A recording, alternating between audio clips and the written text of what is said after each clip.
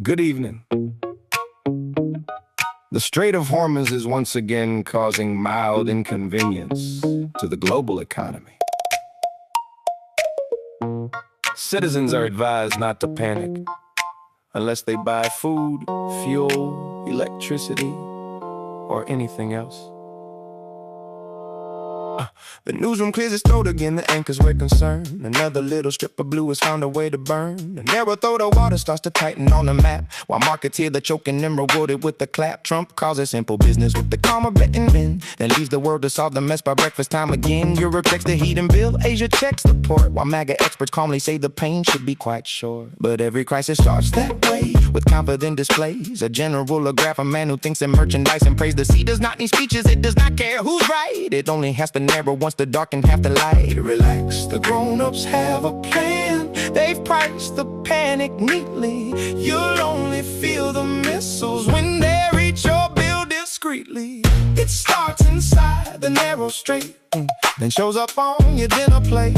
Oh boy, you'll never touch or see, still find your kitchen quietly.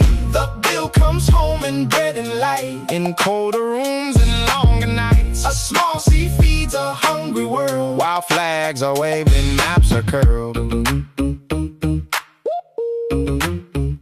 The wheat becomes a hostage to the timing of the ships. The orchard feels the tremor in its roots and fingertips. Fertilizer salts the roots with death beneath the field, and every harvest throws the fuel that taught the soil to yield. Europe feels the fever through the meter and the rate. Asia counts the cargo that the narrow waters ate. A man in polished cufflinks says the downside is contained, then buys a little upside from the people getting drained. And no one says the quiet part, because the quiet part is old. Our comfort was a hostage with the pipeline in its soul. The war may look distant, but distance is a lie. The narrow sea is sitting in the bread before you buy. No need for undue panic, the damage has been priced. Your breakfast may be smaller, but the statement sounded nice. It starts inside the narrow strait, then shows up on your dinner plate. Oh boy, you'll never touch or see, still finds your kitchen quietly. The bill comes home in bread and light, in colder rooms and longer nights. A small sea feeds a hungry world, while flags are waved and maps are curled.